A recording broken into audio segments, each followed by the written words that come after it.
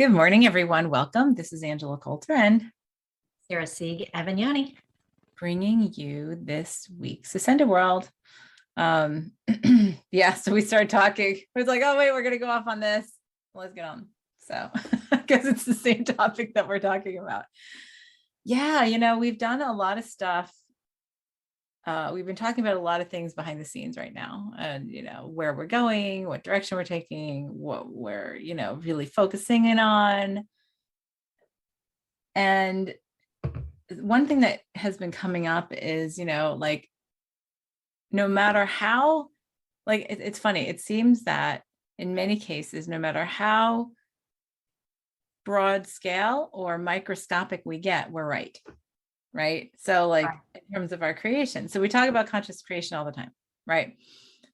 And we talk about, well, you can throw it out there to the universe and trust that or your expanded self, higher self, however you want to look at it, right? You can throw it out there and trust that it's going to get done, right, in the way that it's intended, right?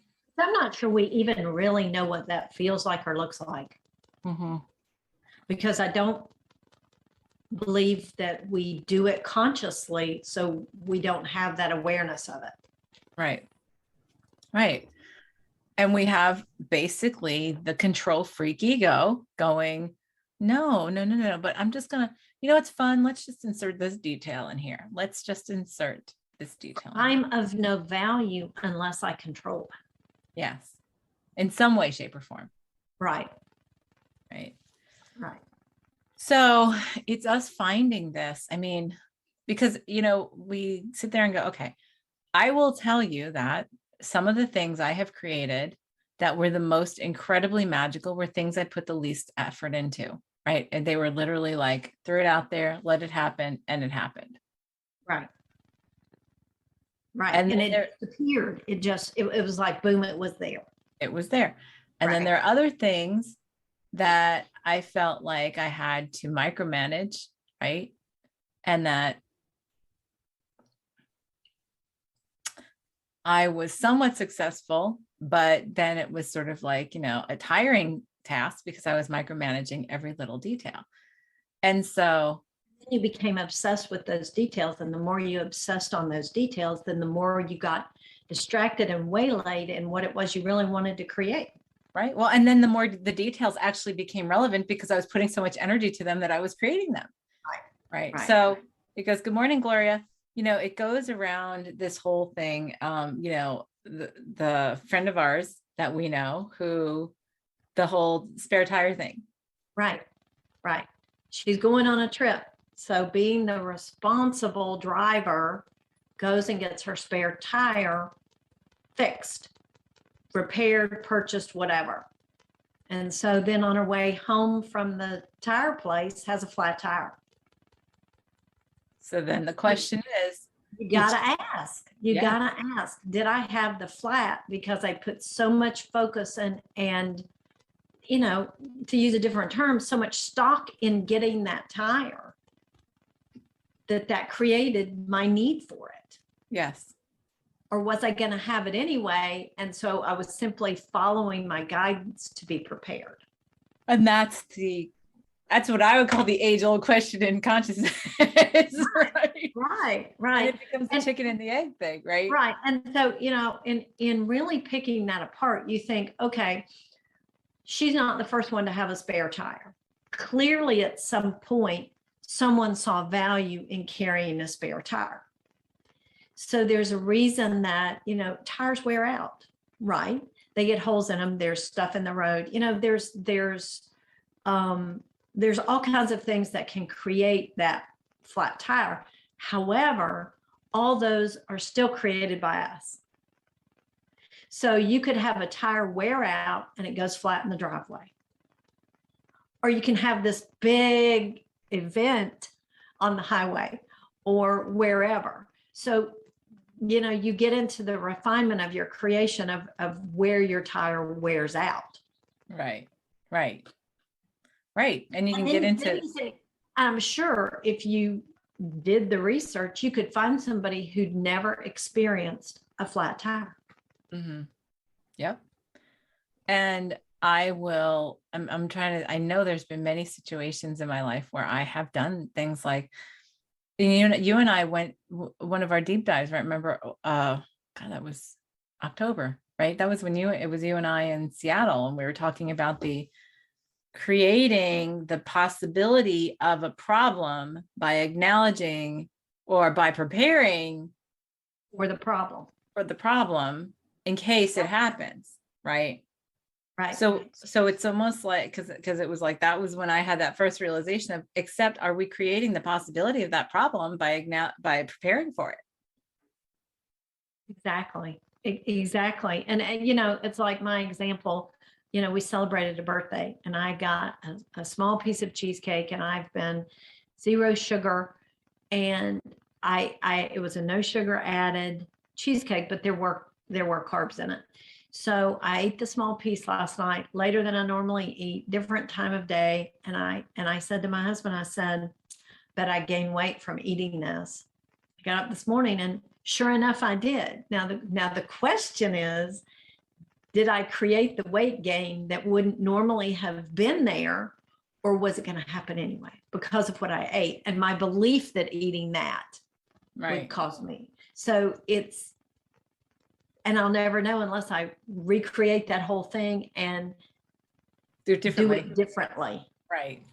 Right. Yes. I mean, and that honestly is one of the biggest places that we feel like we need to control is our bodies. Right. And we get so, and we were having this conversation last week, and it's like, God, there's like a million books out there, a million diets, a million ways to eat, a million ways to not eat, a million things to eat, a million things to not eat. Eat this superfood, don't eat this superfood, blah, blah, blah. And I'm like, and you know what, 100 years ago, nobody knew any of this. And yet they were far thinner than today. They were far, more likely to be fit and healthy. Right. I believe, I really believe that when we created the seasons and growing food and the need to consume energy to create our own energy, that there was a plan for this grows this time of year and this doesn't. Mm-hmm. And then this grows and then this doesn't. And so we were meant to eat certain things certain times of the year to support specific needs of our body during that time of the year. And now with the global crops and everything shipped in, and it's like it's all there all the time. Yeah. Aside from genetically modifying, aside from processing, aside from all pesticides and Right. chemicals and stuff like that, right? Right. So we can do an entire course on eating food in our bodies. Right. But it's like my husband and I had this conversation too last week. We were talking about, the diet of the, like there's the diet of the week. Oh, this week it's good to eat this. This week it's bad to eat this. This week, eat this. This week don't eat this, and oh, this week, even the AHA says to eat this for your heart. And oh, nope, that was last month. Nope, not anymore. Like look at how eggs have gone through up and down and all around, right? Right.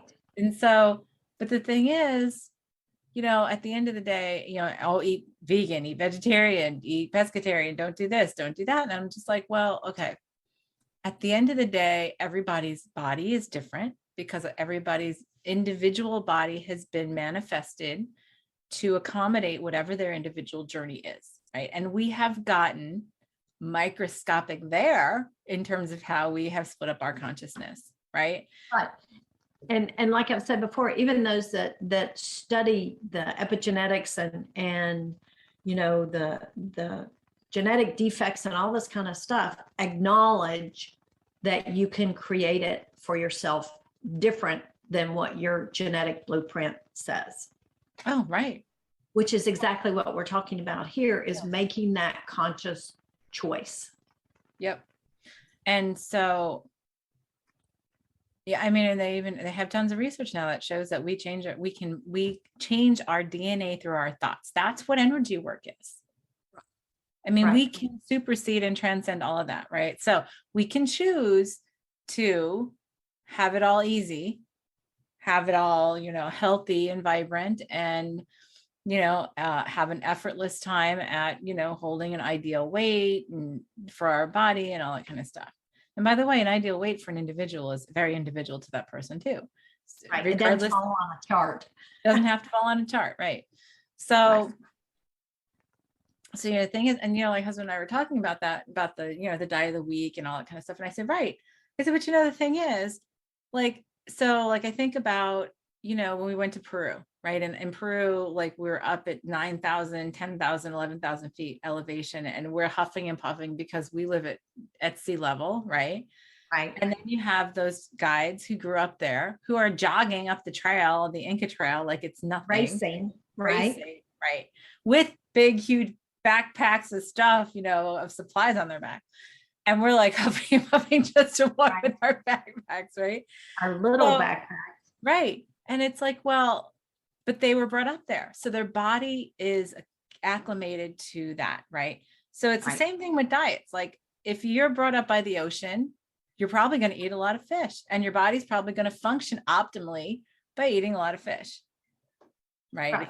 If you grow up in the Midwest, right. Yeah, you probably a lot of meat and a lot of beef. It's just for grains, right? Grains, yeah. Right? It's what's there. It's what's there. So it's the same thing as what you're talking about with the seasons. It's like that's how we evolved into. That is how we evolved and embodied into the manifestation of the Gaia body, right? As we're part of the Earth's body since we manifest here, right? And so we've gotten so lost in the detail that we now created as a requirement. Which vitamin do I have to take this week? Or too much. And it really all boils down to how much of a victim are you choosing to be? Right. And when I say victim, I don't mean the, oh, woe is me. It can be an educated victim. Right. It's not a judgment of the victim. But it's like a victimhood to your mind, to your ego. Right. Right. Or to, the beliefs that you've chosen to literally embody. Yes. And I think that in coming back to tapping into your guidance and understanding, like I'm beginning to understand that beef just doesn't work for me most of the time. I don't feel like I digest it. Doesn't mean that I can never have it. It doesn't mean that it's an animal rights thing. It's like right now it doesn't serve me. And I could hang that argument on so many different nails, but if I just choose to acknowledge that and say, if it's really important to me to eat it, I can change that. But if it's not, I cannot eat it. Yeah. Right. Without being attached to either way. Right. Yeah. I mean, and that's, or be limited by either way. Okay. So if I want a hamburger one day, I'll eat it. Yeah. Right. Well, it's and we've worked with individually and together. I mean, many people who I've seen so many people I know who started out with a ton of food sensitivities, right? And as they did their conscious work, one after another started falling away when they decided, I don't have to be a victim to that anymore. Funny how that all shifted, and they weren't, and their body was fine. So, it's a message to ourselves as well. Not that we don't take, because we just say, oh, my body just doesn't take this well. It's like, well, but why? Why is there resistance? Why is there? Because there is something, right? And then you can ask, is it worth my time to look at this? Or is it just easier to, change it? It might be worthwhile. Who knows? That's the thing to ask guidance. That's always the thing about going back to guidance. Is it for me to do this? Or is it for me not to do this? Right. And there have been times, there are a couple of things that keep on coming up. Had nothing to do with any of this, but just things that have been coming up. And I'm like, really? Like, and then the ego wants to go, no, we don't feel like doing that. See, that's the trick. Oh, we don't feel like doing that. Blah, blah, blah, blah. And then I ask guidance and kind of go, is it for me to do this? And I get, yes. Oh, really? Because then, that's the ego. which But puts it in a whole different category from it's almost a whole different category of victimhood there, because it's been disguised as this. You uncover it and really know it's actually a deeper resistance within the ego, and now that is what is your victimhood, your real right. victim. Well, because then the ego then justifies itself, justifies its judgment, right? By creating that control, right? And then the justification, the rationalization. Well, see, look at what happened. And had we not prepared for this, because we were being careful, then we wouldn't have that, right? Instead of the question is, well, had I not been so hell-bent on creating that possibility to prove to myself that I could be prepared for it, would it just not have happened? Yeah. Right. So you and I have gone through this whole weight thing for the past, going on it almost a year now. Right. And I just finally got to the place of, you know what, I'm going to do an experiment. I'm going to stop weighing myself every day, and I'm going to start weighing myself. And I went to like every other day. And now like right now I'm like, okay, once a week. And I'm like, okay. And I'm going to just set myself, okay, I'm not going to be overly controlling. I'm not going to be overly like myopic and whatever. And I'm going to see how that goes. And it was funny because we had 2 birthdays in my house. I was saying that, I forgot, 2 birthdays in my house. So we had cake, and we've had, Valentine's Day in the past 2 weeks and whatever. And guess what? I got on the scale and it was absolutely exactly the same as it was last week. And I'm like, you know what? So is it when I say, no, I trust that my body's going to regulate this now, right? And let go, then does that just happen? So that's, so it's like, well, okay, I'm gonna have to do this for a little longer. And it's like, okay, well, now if I say, okay, well, I'm going to continue to lose at the, I was actually quite happy to be the same with the cake and everything over the last week. So I was like, okay, so now I still have, 14 pounds that I want to let go of. Right. So, all right. So now so if I can get to a place where I totally trust that, can I then just say, all right, now I can let it go? Right. Without and in a way, that's just one example. I mean, this applies to money. It can be like you buy something, you wait and wait, and the price, you're waiting for the price to come down, and you think, okay, it can't go any lower. And then you go ahead and you take the plunge and you buy it. And then you see, the next day or within a week or whatever that, oh, now it's on clearance. Or, now it's really cheap. And oh, I knew it. And every time you say, I knew it, it means you created it again. That's right. I know. It means you created it that way. And you chose to become the victim of that whole set of circumstances that you created. Right. And it's the same thing in other things like relationships, right? So in any kind of relationship, friendship, lovers, whatever, right? If you keep looking for something negative, you are going to continue finding something negative. If you're, it's because you're creating it. Yes. And if you do it the other way, you can do it the other way too. So that's part of the, like what we put energy to, we create, right? Because, and that's the whole, when we talk about, to look at our fears straight on, that's the shadow work that we talk about, right? That's looking at our fears, looking at the deep judgments, looking at the repulsions and all that kind of stuff, because those are the things that subconsciously have the most power over our creation. And then we get more fearful of that. So then we give it more power, right? It's because then there's more energy. And, I find that, and speaking mainly for myself and those that I've observed closely, is that we almost take pleasure in saying, I knew it, when it was something bad. Like I knew that was going to happen. Yes. Versus, you make it through an ice storm and you don't lose power, but yet everyone around you does, and you don't go, I knew it. No, then you start making excuses going, well, I don't know, I might feel bad. Maybe I'm on a hospital grid, or I'm on some, Right. You feel bad because you created that for yourself, because you weren't part of that collective suffering at that moment. Right. Or, have we ever bought something and seen it go back up in price and go, I knew it? I knew I needed to buy it right then.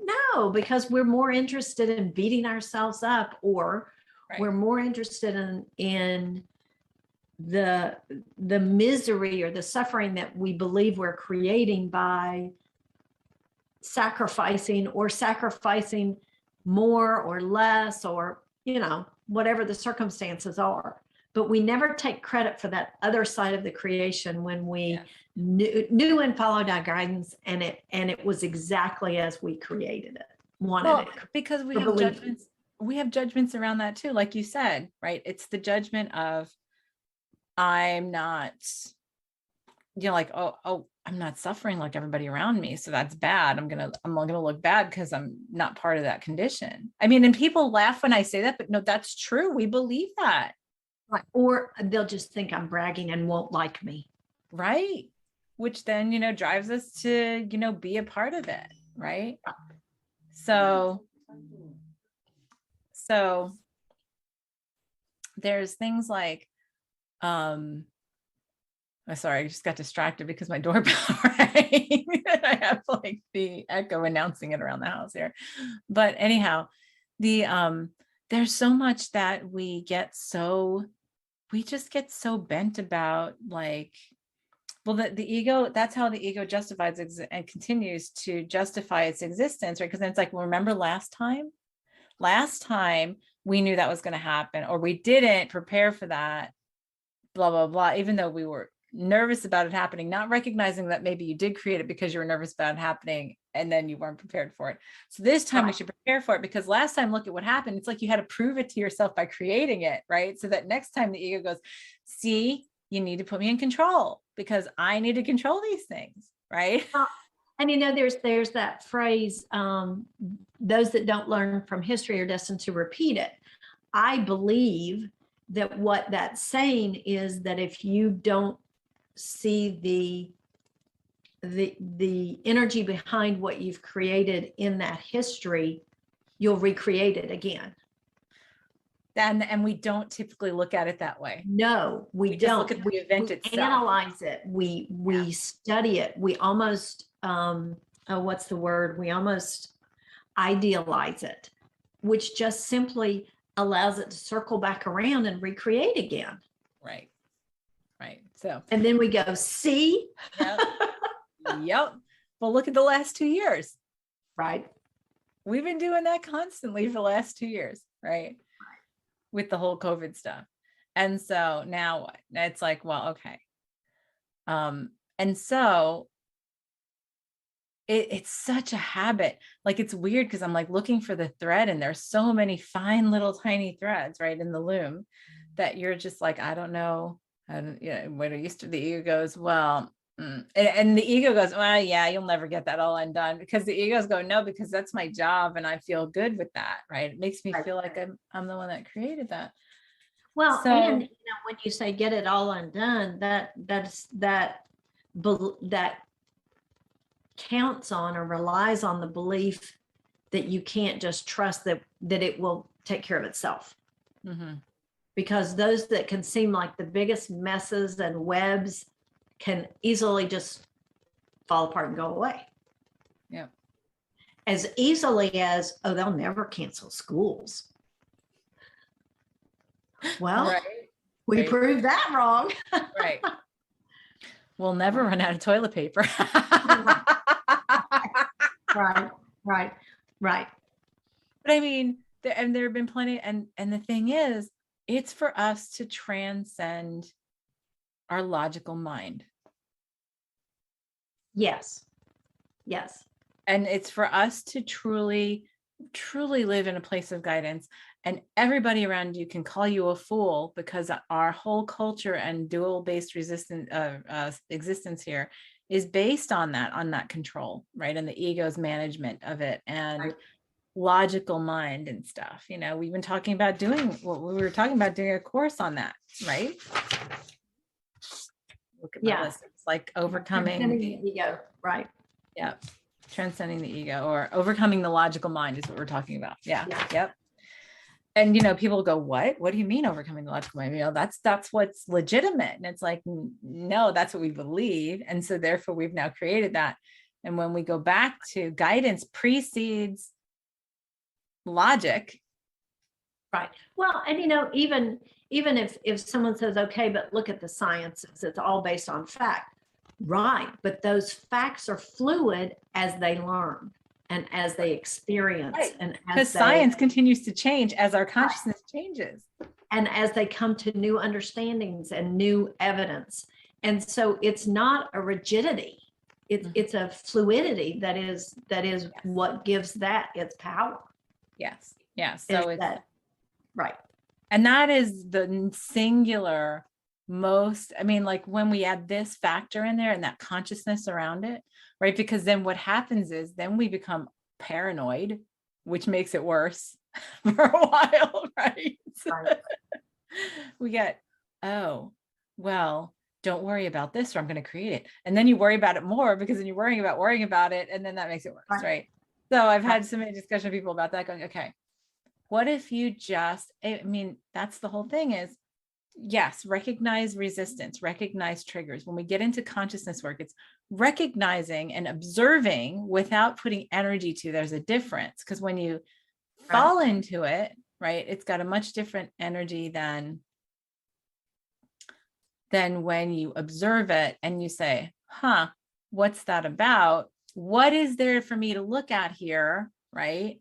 Instead of getting lost in the energy of whatever that triggers, whatever, because that just means the trigger is still there, right? And then you get distracted. And the more you come to that place of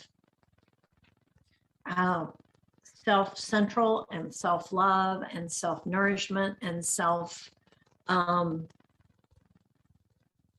awareness, even, that gets easier. Yeah. Because you don't have the noise and the overwhelming, do I fit in? Am I creating conflict by expressing my opinions? And you get to that place of, my guidance is for me, and that is in respect for myself. Yes. Yep. And this is a big step when we can transcend all of this. But the thing is that we don't even recognize it within ourselves yet. Right. Because the mind is, oh, let me go down this rabbit hole. Like, this rabbit hole will be fun. Let's go look at this. Look at how interesting and intricate this is and how it works. So let's create it even more by looking at it more closely and giving it, validity and energy, instead of, does this serve me? Does this, is this part of my journey? Is it for me to look at? We don't do that. We feel like, oh, that pull means that we should do it. But sometimes it's the ego going, oh, this is a fun distraction. Let's go do this. Right. And so I truly believe that the first step is just simply coming to that place of observation of, like, for instance, the spare tire situation. It's like, okay, I'm doing this kind of on autopilot. And it's like, oh, well, am I really? So just coming to that place of observation of the things that you do and the places where you give your energy and attention, because that's where your energy's flowing and that's where you're putting your creativity towards. So is that something that you really want? Yeah. So just getting to that place of awareness, I think, is really a crucial first step to say, okay, so what do my creations really look like? Yes. Because I'm looking at it from that victim perspective, and I'm seeing that I had no control in any of this. Well, and nor did I need it. I didn't need any control in any of this kind of thing. Because it was going to happen anyway. Right. Yep. Yep. And by the way, that when we get there, right, and we get to that place, the trust, right, and of course, we always have to tie it back to our 7 essences, right?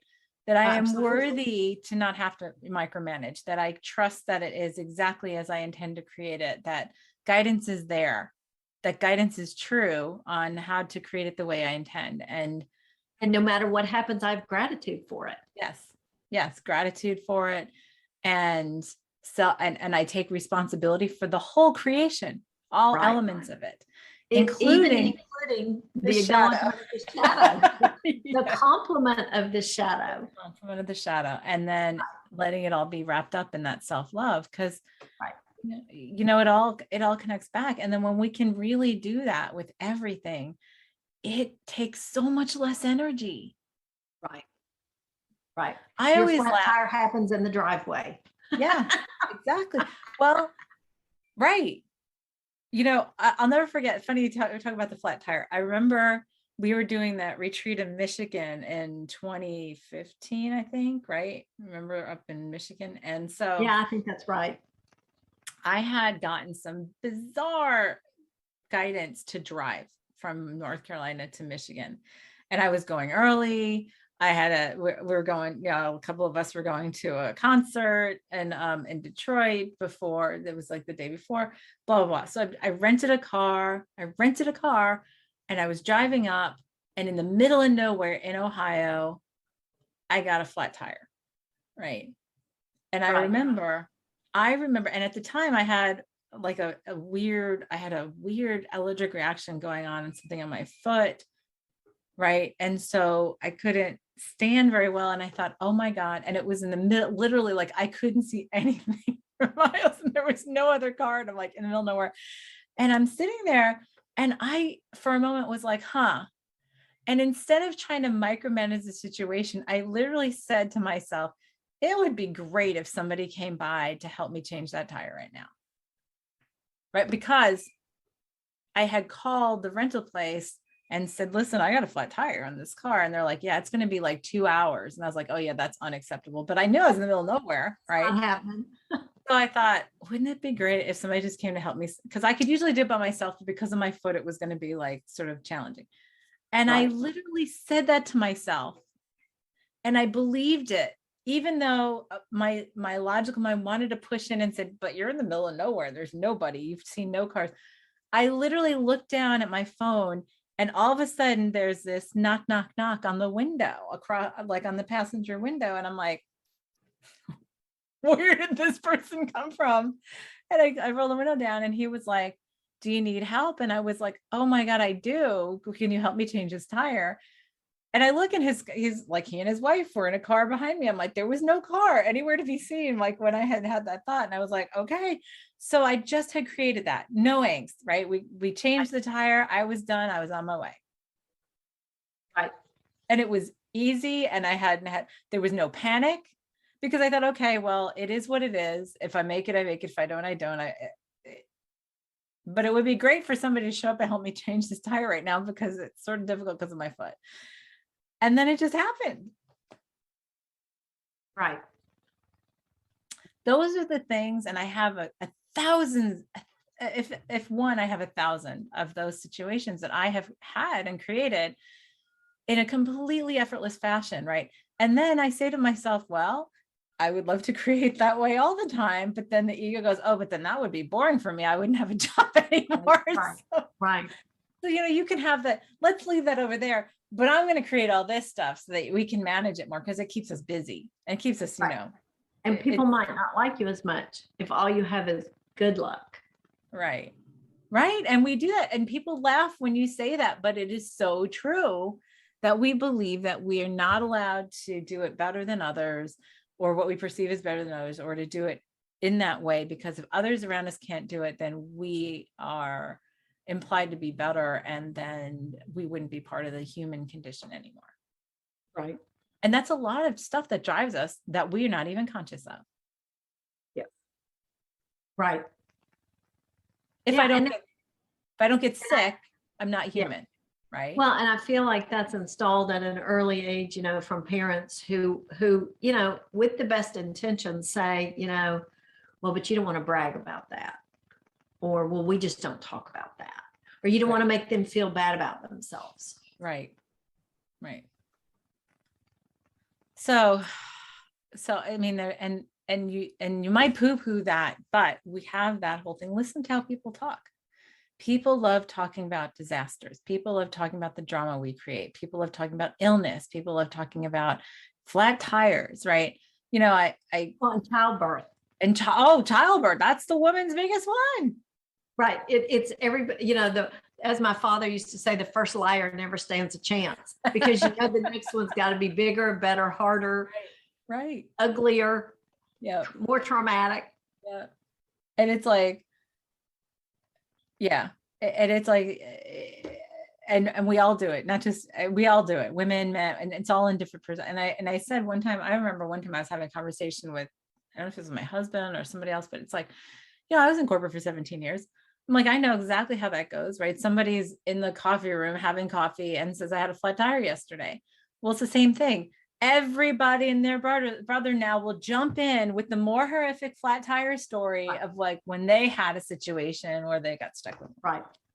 Right. Yep. And by the time you're done, I had 4 flat tires in the middle of the night on a deserted road, sub-zero temperatures, freezing rain, and wild animals surrounding my car.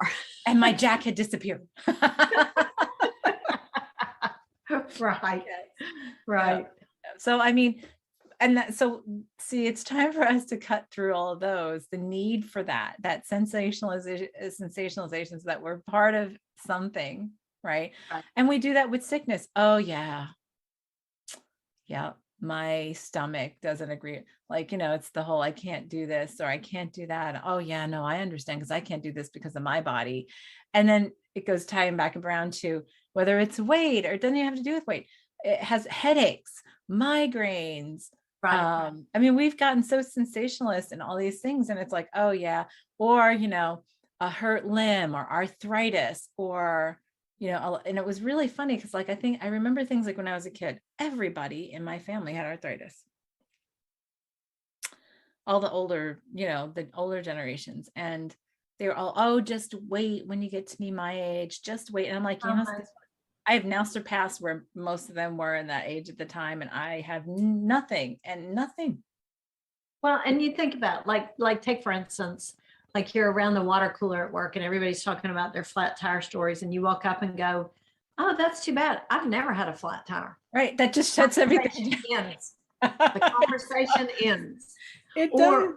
And it's like now the big thing is, oh, well, we're into long COVID. COVID wasn't enough. So we have the long COVID and all these ramifications of COVID. And imagine being in that conversation and say, oh, really? I've never had it. Right.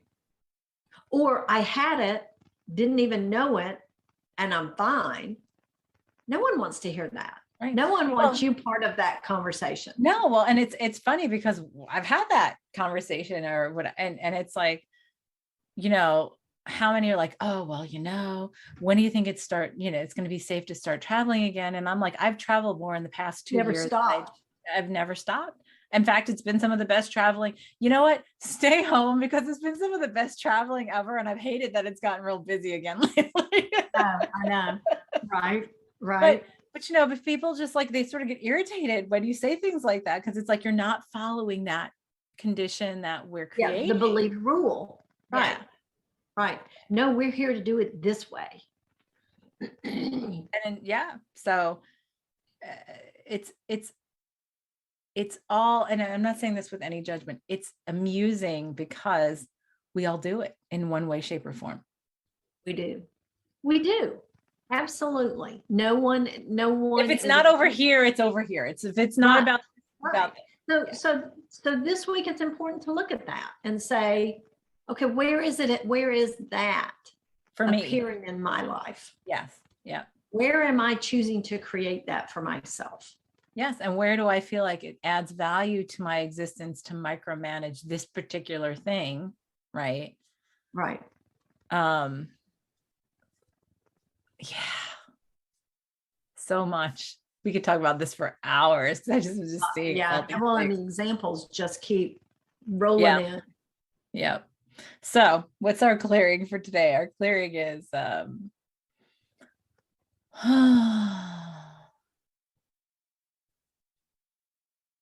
I allow myself to see through how about I allow myself full clarity. Yeah. I allow myself full clarity on where I micromanage.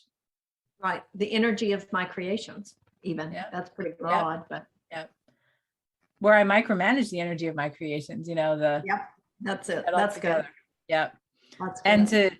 to allow myself the presence to transcend them, to create effortlessly instead. I like that. Yeah. And to see the value in that, to remember the value in that kind of thing. Right. All right, let's all do that. That sounds good. So as always, let's take a deep breath, get comfortable, close our eyes as we step out of separation, back in wholeness and oneness. And we hold ourselves at the vibration where that is our truth. That is from where we exist, create, and experience.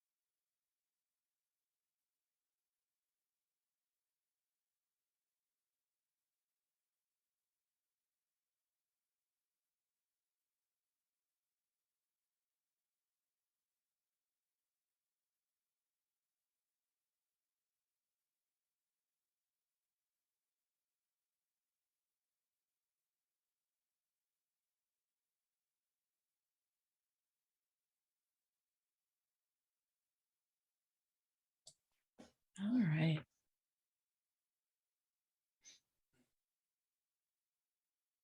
Boy, the ego just does not like that. I kept on getting this, but that's so interesting. Isn't that so interesting when you hold on to that? Wasn't it that so interesting when you have all those complex details? And it's like, well, interesting is really a word of the ego now, isn't it? Right. Right. And I'm like, and then I got the silence.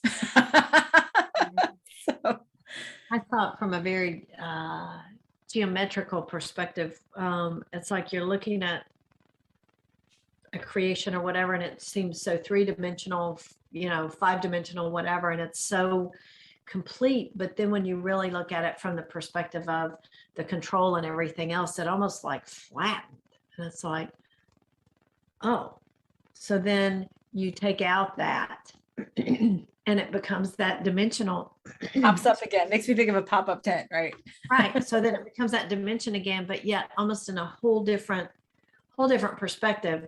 And, then that took me down the rabbit hole of like Men in Black, the little locker, and inside the locker is a whole universe. And then inside that universe is another locker, which is and then Right. and then that led me to, the cells and the because the individual cells cells look like a solar system. And it's Right. like, and it's like, boom. Yeah.